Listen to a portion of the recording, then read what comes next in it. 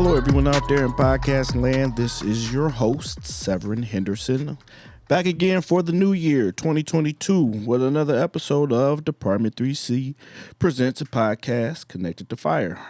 Today, I have the opportunity to speak with the Black Fire Brigade. This is one of the podcasts I've been trying to get for a while, and actually, the last time I was tutoring, the principal came up to me and said, "Can we be on your podcast?" I said, "I've been wanting that forever." Like, what do you mean? We can do it right now. I was about to go get my bag out the car and set up studio in the firehouse and everything. She said, "No, we'll come through. I'll bring some students. We'll make it real good." The only person we're missing is Lieutenant Quentin Curtis. He had a family emergency that he had to tend to. He's been a busy man all around. We've had some funerals going on, 3 to be exact. Just having to be everywhere all the time. It's just been a hectic time for the CFD as a whole, for him as a person, for the Black Fire Brigade as an assist. Just like I said, everybody's had a rough time to start the year so far. But we're going to get this year on track. We're going to get it going. We're going to think positive. We're going to have everything going in the right direction because that's what we all about, optimism. So without me talking that much longer, I'm going to introduce the principal, and then we have 2 students here from the Black Fire Brigade. So Teri, Miss Winston, can you please introduce yourself? Good morning. My name is Teri Winston, and I am a principal at the Black Fire Brigade.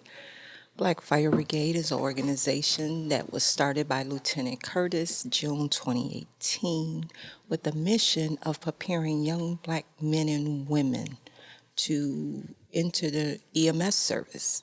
Lieutenant Curtis has 34 years on the fire department with anticipation of retiring this year.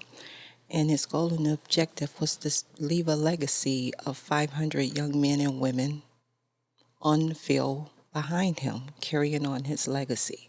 So he goes out into the community. He recruits black men and women ages 18 to 40, and he's prepared them for the fire department. And the first step is becoming an EMT, emergency medical technician. It's either a 13-week or 4-month program. He recruits them, he prepares them, he pays their tuition, he mentors them, as well as tutoring every Sunday.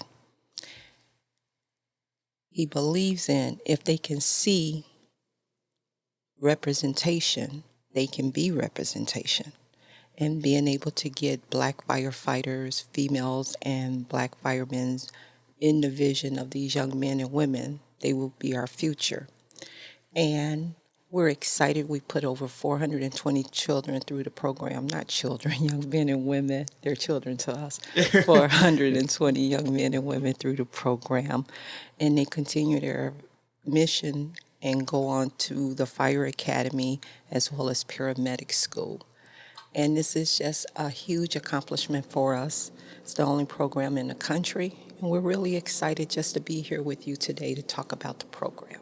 Well, thank you. Like I said, I've been wanting this to happen for a long, long time. I don't even remember when I started this podcast, but I know when I did, this was one of the first group of people that I wanted to come on here was the Black Fire Brigade. And now not only do I have just the Black Fire Brigade, but we have students that graduated and have gone on to do great things in the career. So without any further ado from that angle as well, I would like to introduce Javar Murphy, a graduate of the Black Fire Brigade.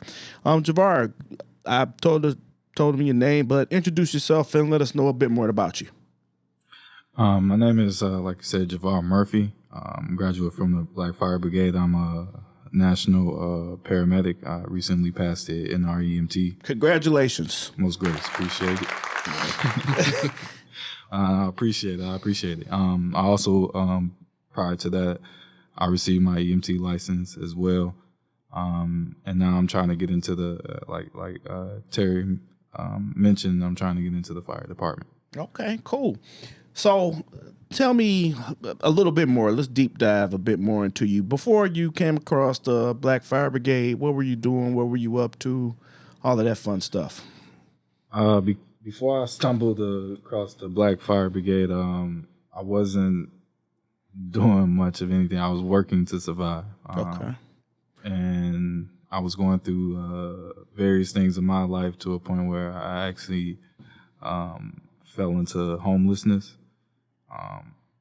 So from that period of time, I actually that was kind of the turning point where I decided to get my EMT license. So I kind of went through that program of ascertaining my EMT license while I was actually sleeping in my car. So Okay, now that is just phenomenal. That's awesome. I remember Q was talking about that the other day when I was at the brigade, and he was pitching that to the students, just telling them, just not a whole lot, but just saying, we had a student go from homeless to now he's doing things. I didn't know it was you. And I teased you when you came in here because you flying fresh to death. We got to take this picture. I'm definitely going to put this picture up. You look like a GQ model, like for real, for real. But But I want to intercept. okay, go ahead. Because when we were there that Sunday and Q mentioned the young man, he told everyone else he has high expectations for you. You have no excuse. If this young man went through the EMT program, Fire Academy program, paramedic program, not the entire program homeless, but he fought Any to make part of this it. happen. Yeah. And he has those 3 levels of certification. He expects nothing more than you to get your national exam. Yeah, that's 1,000% true. It's no excuse when you have someone, especially their own age, to look at and say, "Hey, this dude had it worse off than what I may have going on." And even if you do have it worse, we have solutions for that too. We have. I say we because I tutor and help out, but We,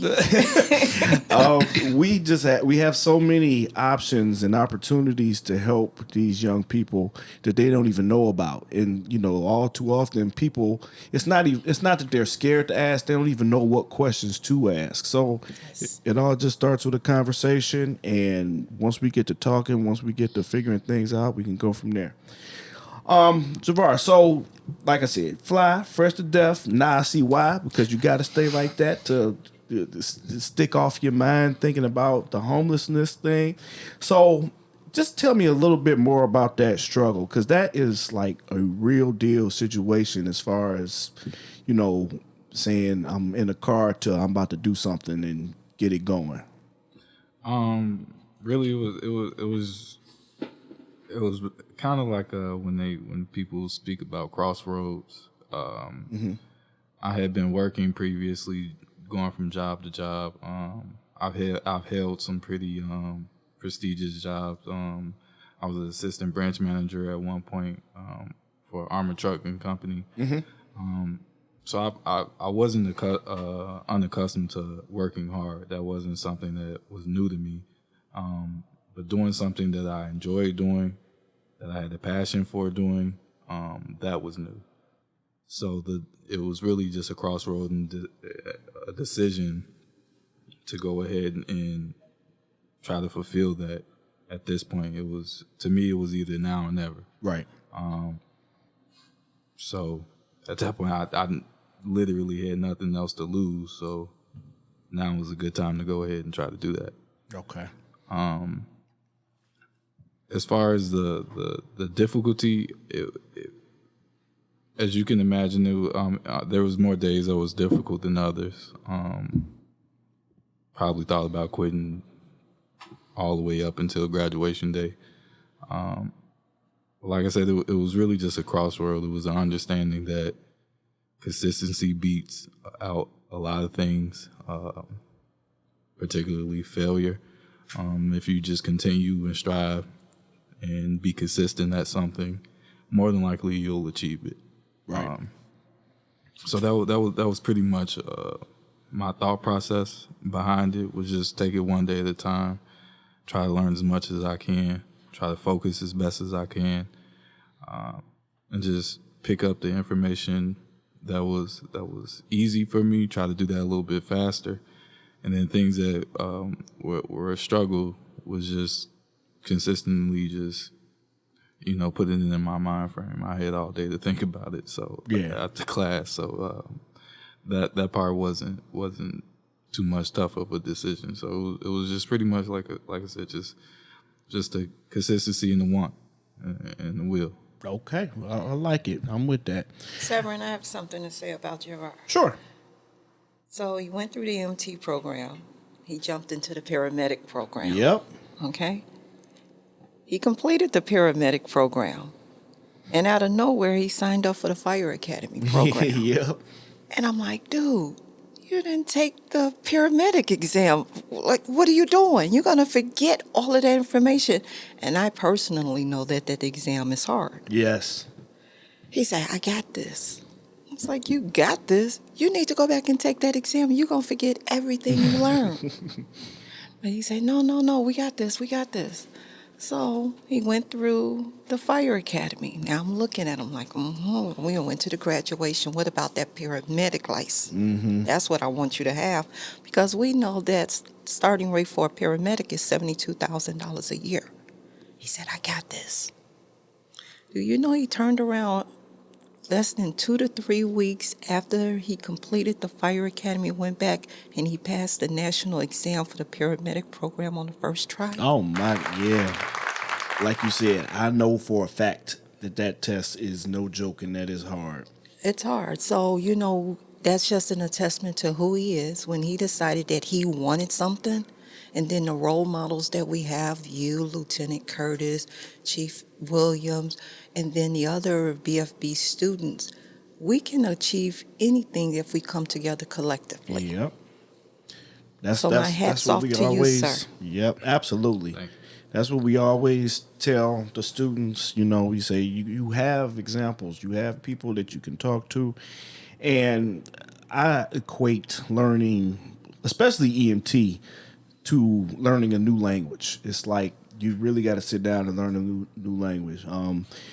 Paramedic, I know from experience that test, I didn't pass it the first try. I had hoops and hurdles to go through to get my paramedic license, and now that I got it, I don't want to let it go at all. And I encourage you to do the same. So we're gonna come back around, talk about some more happy stuff. But I do want to introduce our third guest, our second student that we brought here. Javar Carter, got it right. Yes, is another graduate of the Black Fire Brigade program, and Javar is going to tell you a bit more about himself, other than just he's a graduate. So, Javar, nice to meet you. Happy to have you here. Thanks for having me on. I want to start off by saying everything that I just learned about Javar, I didn't know. That's very impressive. I got to networking with him a little bit more because I'm following those same steps. I want to start off by saying I'm 23 years old. I'm an EMTB, currently in paramedic school, and I work in the emergency room at UI Health. I started with the Black Fire Brigade back in 2019. I actually went to the first responders course by myself at Malcolm X College, where I had met some of the Black Fire Brigade students there, specifically this guy named Nico Riley. Mm-hmm. He was telling me a little bit about the Black Fire Brigade, and then he introduced me to Q. And at first I thought it was just like a mentor program, and I'm like, I don't really, need another mentor. I ain't for this. Yeah, and I thought they may have been like charging, and at that time I couldn't afford anything. But then when he deeply explained it to me, like, it's not just a mentor program, it's like a second family. You don't got to pay for nothing, just come to one tutoring session. And then that's when I went to the tutoring session and then met Teri, and then they got me with the Lifeline Ambulance Academy for free. And then ever since then, it's just been up. Now I'm in a Malcolm X paramedic program because of Teri. And I honestly could say I didn't have to come out of my pocket $1 to do anything that I do with the Black Fire Brigade, and all they do is just ask us to return a favor to the next upcoming students. So that's what I've been doing, like mentoring the other EMT students and stuff like that. Yeah, all of them. Just remember that. You keep that up. You keep going with that. For myself, that was the first speech I heard when I walked into my first volunteer part-time fire department. My chief, I talk about him very fondly, and I talk about him a lot. Chief Lloyd Knowles, he did the exact same thing for me. I got to go to EMT school for free. He just sent me. I came up there, I hung out, sent me to EMT school. Paramedic school was on me, but little did I know I earned a scholarship from high school. So when I went to sign up, they said, "Oh, you got some free money here." I said, "What?" And got in paramedic school with that. So all too often in the fire department, we say, if it's free, it's for me. And that's just because we want extra stuff. But with this situation with you guys, you didn't just say, if it's free, it's for me. If it's free, I'm going to take this and do something with it. Because that's the part that I love and appreciate, is that you didn't just take a free opportunity and blow it and waste it and say, "Oh, it's whatever. They gave it to me. I'll see you later." You actually put in time and work. And you kind of skipped ahead what I was going to ask you too, because you're in paramedic school. He finished paramedic school. I was going to ask, Javar, did you have any advice for our other comrade here? I can't say the names close together like that. I get it. My biggest advice would just be don't get down on yourself and don't allow yourself to quit.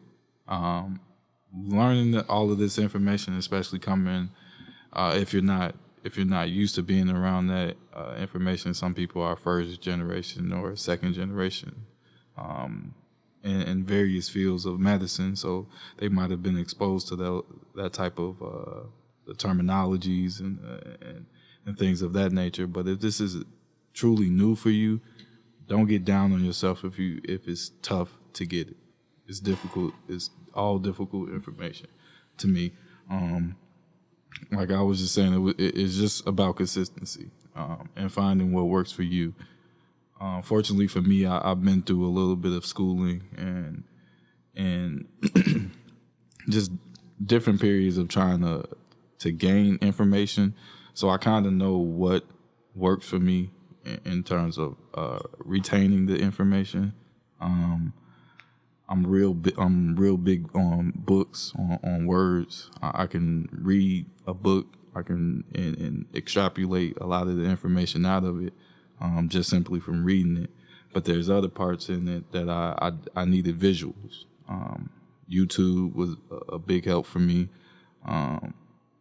Anything I would type in anything that I didn't know and then put dummy at the end of it. That's how serious it was for me. Because at the point I didn't care that other people understood the information. I didn't care when the instructor was like, everybody understands that, and nobody would say anything, and then I'd just look around and be like, I don't understand. Mm-hmm. I'm that guy, and everybody be looking around at me. It might have been something simple, but for me, it was going over my head, and I would ask the question to the point where she would just say, "Well, just come to me after class." All right. Yeah. Believe me, somebody else had them questions too. It's just all too often people don't want to be the person to ask. Absolutely. Severen, before we get too far off track, okay, I would like Mr. Javar to tell you why he's so passionate about becoming a first responder, because he has a personal story that made national news. Oh, you got a story? Yeah, hit us with it. So back in 2019, while I was in EMT school, I had a little experience as being a first responder. So I thought, of course, my family think a medical person. So my grandfather unfortunately passed away with CFD. The building manager had called for a person for unknown cause of a man down. They get there, the paramedics enter the room. One paramedic entered the room. They was in there less than 1 minute. They said they assessed him. They said they found him face down in the pool of blood, and they said he has been dead. They pronounced him dead. They called my family. I went there maybe like 3 or 4 hours later. I went to see him one more time before like the funeral home got there. When I walked in the apartment, me and my friend, we went in there. My grandfather wasn't dead. He was moaning and groaning. He was reaching for us. And I told him, because it was me and one of my friends was in the room at that time, and I had told her, like, check for a pulse. We both first responders. We might have to do CPR or something like that. So I told her to check for a carotid pulse. She checked for a pulse. He said he's still alive. And at that time, I'm looking from the door. I'm kind of scared. And he reaching for her, grabbing for her. And she was crying. She just keeps saying, call 911, call 911. So I call 911. I'm arguing with the dispatcher. He keep asking me for like a police report number. And I'm just like, dude, get somebody here. Yeah. My grandfather's not dead. Yeah. And that's when the police took over. The police dispatcher took over and said, we sending help. We need that police report number. Gave them the police report number. The ambulance came. I remember the fire truck pulled up first in the ambulance. I told them what was going on, met them downstairs. I'm like, look, I'm an EMT student. My grandfather's not dead. They pronounced him dead earlier. And then they was like, yeah, okay, we'll go check it out. They didn't take a bag up. They didn't take a stretcher up, nothing. So they got up there. They checked him, flipped him on his back, seen that he was still alive. They had sent another couple guys downstairs to get the monitor and a stretcher and everything, hooked him up to the monitor. He very much well had a rhythm on the monitor. They put him on a stretcher, put him on an hour breathing, got him into the back of the ambulance. Then they took him to the hospital. 2 days later, he was on life support, and we pulled the plug because we didn't want to keep suffering. The doctor said that maybe if he would have got there a little earlier, he could have survived. So that's what persuaded me more to become a paramedic and a first responder for the city of Chicago, so that won't happen to nobody else. That is real. I shouldn't be at a loss for words in a podcast, but I just have, I don't know what to say. First of all, I'm really so sorry to hear that happened to you. I do remember that case, and again, I didn't know that was you that happened to. Just like our other situation, our other story. But like I said, first of all, I'm so sorry that happened to you. That is terrible. That's heart-wrenching. That's heartbreaking. Just all the words used to describe that situation. Because, sometimes people don't expect someone to actually, when they know what they're talking about, come in and say, hey, I don't think this is quite right. People, they try and get one past you or slip one past, and I don't know who did that. I don't want to know for the sake of this podcast or for the sake of myself, but that's not cool. That's not what's up. And on behalf of CFD, I can say for a fact that the majority of members aren't that way. Especially our paramedics, they really, really care about people, and they go above and beyond in a lot of situations. They get destroyed out there on the streets, and they don't. That's not really them. So that was an anomaly of a situation, and I apologize for that happening to you. Thank you.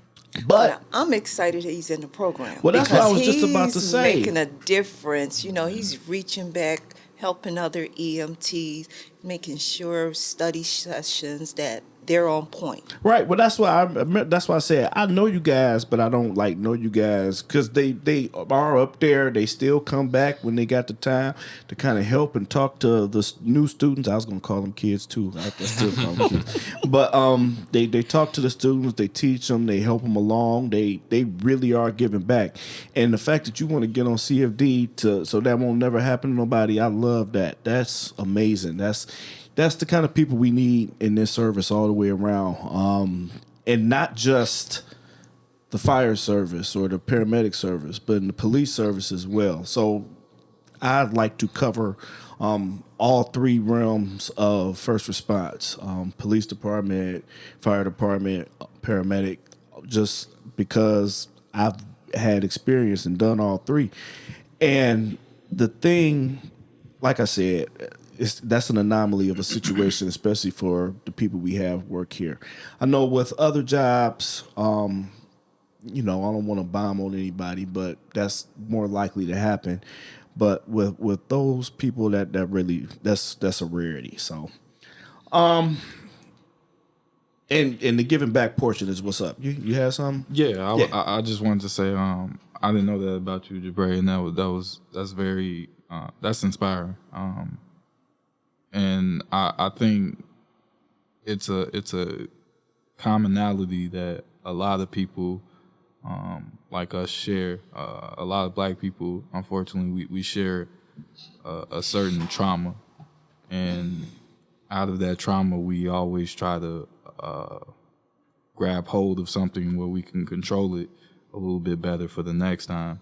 And as you were speaking about policing and fire and medics, I think there's a majority of young people out there that would like to do those type of things. They just don't. They're not necessarily aware of the avenues or the process of getting there. So they, unfortunately, you see them turn to things that aren't necessarily conducive, or it might even be illegal, but they seem to try to take hold of or control what the trauma that they've experienced. They try to take it into their own hands. So I think I really enjoy this program and the organization Black Fire Brigade, because it gives them an opportunity to take some type of control in their own hands in a more positive manner. Now, I appreciate you saying that. The thing that first popped to my mind was you said as minorities is what ends up happening. For our entire existence in this country, we've been taking lemons and turning them into lemonade. Like, just anything that we have and anything we're able to use, we make something of it. I was talking to a good friend of mine. He was talking about where inoculation for smallpox came from, and it came from the slaves taking just a small amount of smallpox from somebody else that got sick and pus, put it under their skin. You know that from medical school, what that's called. That's another way we administer some of the drugs that we administer, and that would inoculate the person and they went on to save like a lot of people. It just was talking about how the fact that we have the shot and corona stuff going on now, and it just kind of parallels to that. But that was Black people that figured that out, and that was minorities that figured that out. And like I said, took this crap and turned it into a nice situation. They just turned it into something better. So, And then I want to say something what Javar just said with Lieutenant Q. I love the brotherhood and sisterhood that you all have on the Chicago Fire Department, that he was able to come to you all and say, hey, we have this opportunity. Let's become role models and mentors to young men and women in the streets of Chicago. If we teach them to save a life, they'll be less likely to take a life. are you like jumping in my head? Because I literally wrote that down Are to you talk to serious? you right now. That was where I was going to. Okay, so they're less likely. So right now we see a lot of violence on the streets of Chicago. You're going to see a new direction that Q is going to take when he's mentoring this program. He is so inspired by the young men and women that come and sit down in the classroom to become mentees and learn this program, because when he see you all in action, when he see your leadership, Javar is the very first one to pass the paramedic exam. That's impressive. That is. That we had somebody start from EMT to Fire Academy. Now he's a paramedic, all 3 levels of certification, ready to become a future firefighter, paramedic on the Chicago Fire Department. When we look at Jabray down there, he takes on the leadership. He comes to the firehouse. We had 4 engagements this week. We had funerals that we had to attend. One of our former BFB students passed. But Jabray was like, I got this. He recruited all the students to come back in, bring the uniform, and we all went and we honored honor guards and visit all the funerals. But he took on the leadership. He's driving the paramedics. You all have created an environment of becoming role models to them, that they want to be like you. So they jumping at the chance right away. It's like, we ain't waiting for y'all to move out the way. We going to step in right now. What do you want me to do, Chief? What do you want me to do, boss? We got this. We got this. So I, as the administrative and a civilian, sit back, and when I see these young men, they don't get the news coverage that you see, that the news broadcast covers every night. They are doing something. They're going to change our city. They're going to change our communities. Imagine, just right here, Javar qualifies right now to make a minimum of $72,000 a year. He told you he was homeless. Yep. He told you he was a branch manager, so he has some type of level of education. Absolutely. But now, fire departments are calling us from all over the country trying to figure out how to get in touch with him Yep. to bring them to their state. Yep. We're going to keep them here a little bit little- because yeah. we did this. But I'm just beyond impressed, and I'm just grateful that, you would even put us on your podcast, even though you're part of the family, but put them on your podcast just to showcase greatness that's taking place in our communities. Absolutely. Hey, it's my pleasure and my honor. And I've been 20-ish years. I've been around fire stuff, and you said the state's calling you for him. I remember back home in Ohio, there were, now it's not the case anymore, very few black paramedics. And there is a city, the suburb of Cleveland, and they were like seeing, what was going on, even though that shouldn't be the case in the 2000s, but whatever. They were like, we need a black person. It's between you and you and me. I went to paramedic school, but I hadn't passed a test. My buddy, we actually knew each other and grew up together. He was a couple years older than me. He's still there now to this day. He took the he passed paramedic class. He worked in the city that I got hired in, so it was kind of bump up, move up, because he went on to this other suburb. I went on to the suburb that he left the spot for me at. And for a time, I was the only black paramedic there, and he was the only black paramedic there. So, Wow. I mean, like you said, places call looking for, what they need going on. I mean, whether it's say, hey, we need women to diversify. Hey, we need black people to diversify. But they put out calls to try and find people. So, We had a win this week, 21-year-old. His father is a captain out in Maywood, but he was groomed from birth that he was going to be a firefighter. Yeah. And you know what I'm talking about, Yes. groomed from birth. yes. So we have a picture of this young man, 3 years old, on a fire truck, and his dad's putting a helmet on him. Mm-hmm. That means he's passing the torch. Mm-hmm. I want you to get that visual. No. 21 years he put that vision into the making, and it manifested this week. 21 years old, graduated from high school, an EMT, a firefighter, an instructor, and now he's a paramedic. Job well done, Dad. Yep. Job well done. But because of you all, and when I say you, black first responders, just being a role model, a mentor for somebody else's kids. We don't know these young men and women. No, they come through the door. we don't know them. They come through and we We meet them. give them our time. Yep. We give them our energy, and we pay their tuition, and we stay on their behinds. But look at we're sitting across the table today for greatness. This is our future. Now, speaking of staying on people's behinds, because these stories I've heard about the pit bull in the skirt that when one of these kids do something wrong, you want them like white on rice. Is that the case? Yes. Yes. Okay. Terry, Yes. Give it to me. Come on. Terry, if you're not doing something in school, if these people give you opportunities and you missing them, Terry's gonna get on your behind because you're wasting her time. And time is money. Terry do not like to waste it. If she telling you to apply for a fire academy and you're not doing nothing, you just an EMT, you're sitting at home and not doing nothing, she's gonna get on your behind. She's gonna send you the application. She's gonna send these people your number. She's gonna have these people call you. She wants you to become a fire paramedic. She wants you to become a firefighter, a paramedic, and an EMT. She wants you to have all 3 certifications when you're done, even if you don't want them. She giving them to you. Okay. Terry, how do you have the time? Because like I text you and send you stuff, and then you respond, and then you send out advertisements for other stuff. You making graphics and visuals. You shooting videos in here. You the head social media manager.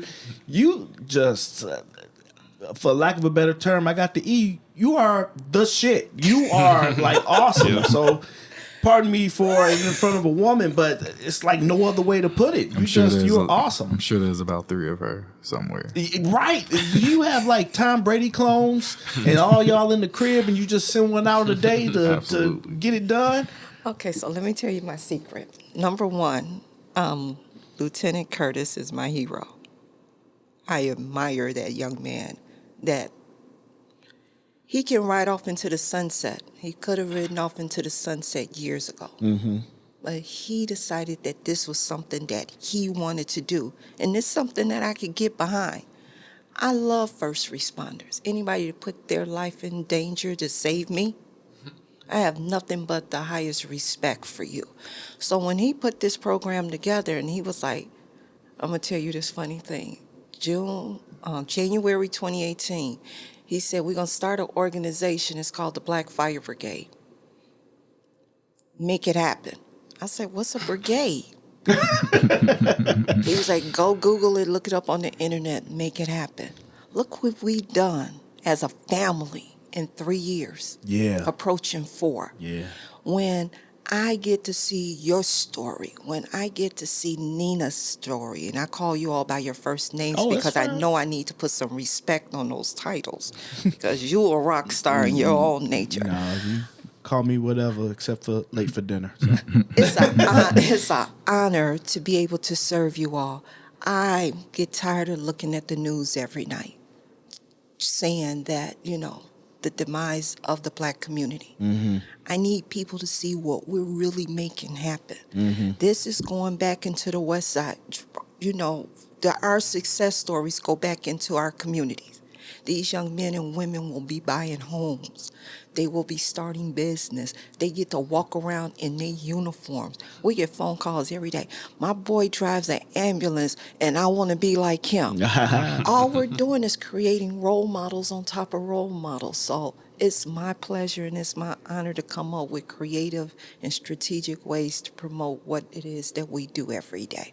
Now, two things we got to touch on. The one, you already said it yourself. We live in a violent town, violent city. It's always things on the news about how bad Chicago is. To me personally, being from a whole nother place, I'm more of a optimist, and it's like, unless you go looking for trouble, trouble's not just running up on you. But different people have different opinions. What the brigade does is the slogan is kind of, you take a kid and you show them the opposite of violence, show them how to save a life so that they don't take a life. Where did that mantra or mindset kind of come from? I'm just going to touch on it briefly, and I'm going to save this for Lieutenant Q because he got something for this next podcast that's going to blow your mind. Okay. But Lieutenant Q, we call him just Q. Just Q, but I have to put some respect on that title a little bit. But he's from Cabrini Green. Okay. He's seen his share of violence from childhood throughout this career. Mm-hmm. He has served in every major disaster in America. Hurricane Katrina, 9/11, collapsed buildings, pulling people out of fires. He has more rescues than you can imagine. Mm-hmm. So, knowing where he came from and all the knowledge that he has, you're going to be amazed at the amount of certificates this young man is going to retire with. Mm-hmm. We got to learn to leave a legacy and pass this wisdom and knowledge to others. So he's, one day driving in an ambulance, pulled up on the west side, jumped out on the corner. There's a group of men there. He said, yo, come here. What you doing with your life? Oh, what's up, old man? He was like, somebody came by here and shot your boy. What would you do? Mm-hmm. Call 911. What you going to do until 911 gets here? Okay. I don't know. He said, well, if I can show you how to save your friend's life until 911 gets here, will you be willing to learn? He said, take your belt off. He said, take this belt, apply it above or below wherever the gunshot is, apply pressure until 911 gets here. They was like, man, who are you? Who are you? What you doing? What you doing? I want to be like you. Just taking time to go into an area you deem not safe Yeah. and just talk to them. Yeah. Where can you go as a young man, 18 years old, and say, I want to be a police or firefighter? Not unless you know someone. I was just about to say, other than here, not many places. So this is why he's doing this. When he's looking at the news, he was like, if we don't do something, this is coming to your community. This is coming to your front door. You got to, you've deprived the community so much, where are they going to go? Where they going to go? They don't have a job. Yep. You're not letting them get financial aid to go to school. What do you want them to do? They have nothing. You have all of that. We got to do something about that. We got to bring some of that over back into our communities and bring them some jobs and give them some training. Again, I'm not bragging on you because I don't want all these young ladies calling you Javar. But this young man qualifies to make a minimum of $72,000 a year once he signs a job application. But that's just the start, right? The start. So, I mean, you know, $100,000, $150,000 in the next 5 years, you will be a millionaire if you apply and invest your money wisely. And we're going to make sure we do that. Make sure of that, because yeah. Teri Winston, the pit bull in the skirt, got you. We're not letting anybody run up on y'all, okay? Yeah, you be hitting them with the start number, which I love and appreciate. That's like, I tell that story again, $34,331.29. That's all I used to walk around saying because that was what the hiring salary was for a Cleveland firefighter. And even though I didn't get that job, I went all over this country taking tests to get a fire job. So I know you want to be in Chicago. I'm with that. It's awesome. But sometimes, you can't necessarily know how the plan's going to go. Keep taking them tests anywhere for any job. Q came in and told y'all the other day, I ain't going to tell the podcast because it's like a secret test, but that one police test that he was talking about, that sound like the dopest thing going. I wish I wasn't past the age to take it. I might go back and take that test. $72K. So we are learning the secrets and we're passing them on to these young men. And we've had 5 save. I know that's not the correct term, but life rescues since we've been in existence in June 2018. We had one young lady had just completed the course. She was preparing to take her national exam, and that baby drowned at Rainbow Beach. I remember that. Everyone was screaming on the beach. What to do? Yep. She had a bikini on, fresh out of EMT school, and jumped into action and saved that baby until Chicago Fire Department arrived. Yep. So the training that, our students receive, it's just not the classroom. It's what they get on Sundays that's invaluable. When they get to call you and say, can I come hang out with you at the firehouse? And they got an open door policy and they can have lunch and dinner. We can't wait till COVID gets over with so they can come in and hang out with you guys. And then have them cook for us too, because some of them I'm sure is decent behind the stove. Okay. Now, speaking of Sundays, this was the other point I wanted to make sure we got to. We, like you said, we have tutoring on Sundays, and all are welcome. Students, past, present, future, all the way around. I bring my kids. Well, when COVID was going on, I used to bring my kids just so they could see what was going on. But we had the distinct pleasure of tutoring Mashawn Plummer, the firefighter that just passed away. And like a lot of times just around the firehouse, anybody know this kid? Anybody know this kid? Well, of course, his instructors from the academy knew him. His firehouse knew him. They had just made a year. But I knew him. You knew him because he came to the brigade. And I just remember he would always use my first name so happy, like, hey, Severen. I just thought that was just so funny. But just those are the type of situations. Those are the type of people we get to make connections with because of what you all created. I want to tell you the secret behind that. We love that particular group of students because we know right off the gate, once they come into the brigade, their salary is $60-some thousand. Mm-hmm. They just got to get through their course and get through probation, and then they up to some number. Yeah. It's our job and responsibility to make sure that they pass that EMT portion of the fire academy. Yep. And the fact that we saw Palmer and his classmates all pass and graduate, Yeah. and know that, we just had a little secret recipe in there and watched them just grow and flourish. They all stopped by the brigade this week after the service. And it was just so touching, just to see them minus one. It was, like, because they came wow. through tough. They came through deep. It was like all of them when we were doing the tutoring session. So Yes. So, that tutoring session at the brigade is life-changing. That's all I can say. Okay. You all bring it. all right, so we're gonna get ready to wrap it up. I mean, we could go on forever and ever and ever, but we do want to have a part 2 where we have Lieutenant Q when he gets the opportunity to come back and speak for himself. So before we go, Jabray, I'm gonna go to you first.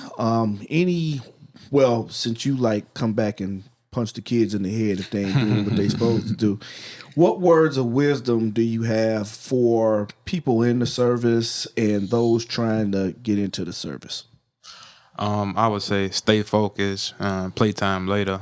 Focus on your career first, and then you can have fun afterwards. I love that. I tell them now, I say, when they are already in the academy, I'm like, just shut it down for 6 months, and it'll be greater later. Believe me, trust me. It's hard, but if you got a girlfriend that's not your wife, tell her, hey, we might have to chill out for a while. If you got a boyfriend that's not giving you a ring, hey, dude, you might have to beat it for a little while, nerd. So, Javar, how about you? Any words of wisdom that you'd like to pass on?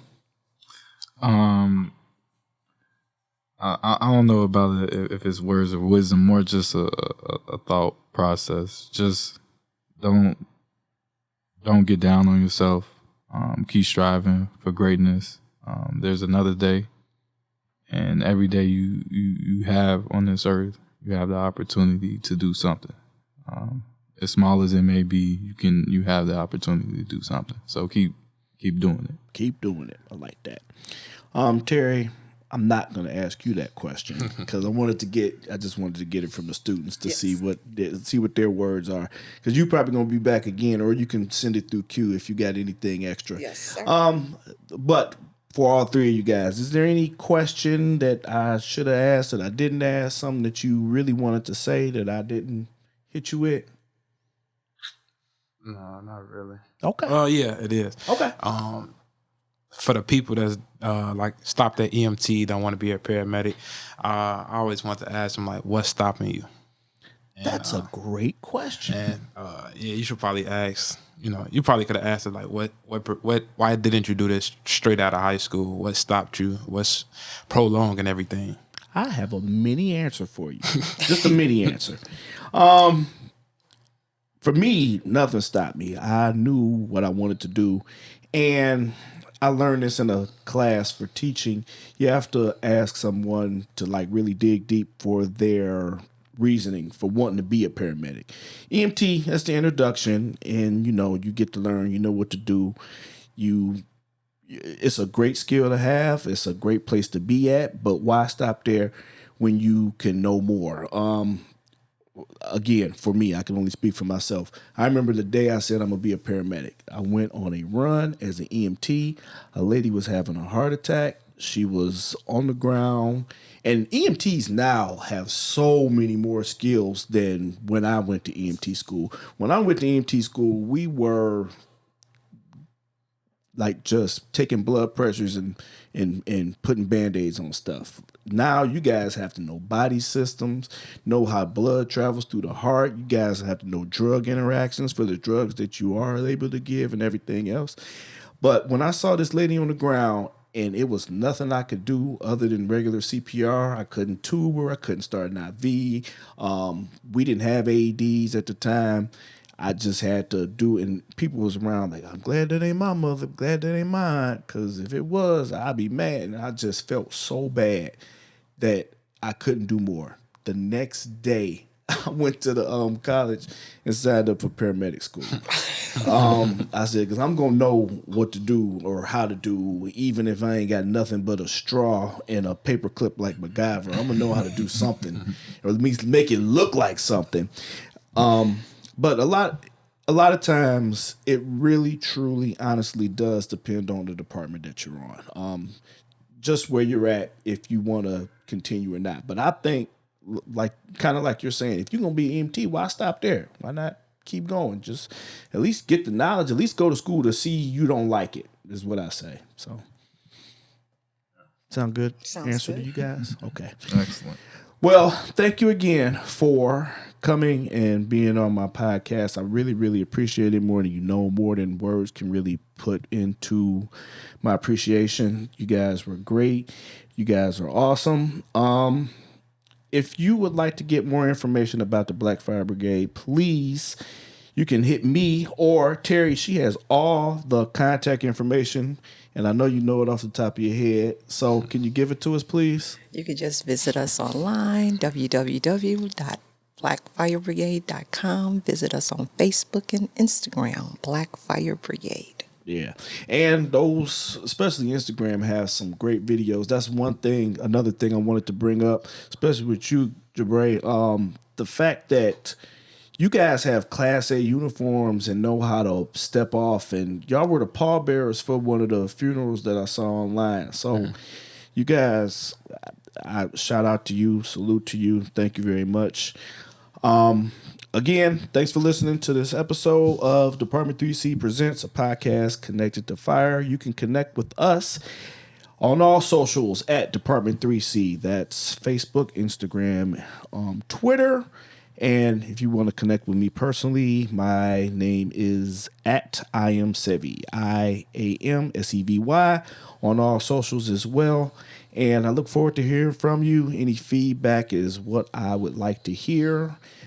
Website, department3c.com, and email, info@department3c.com. With that being said, thanks for listening. Check you out next time. Happy New Year. Bye.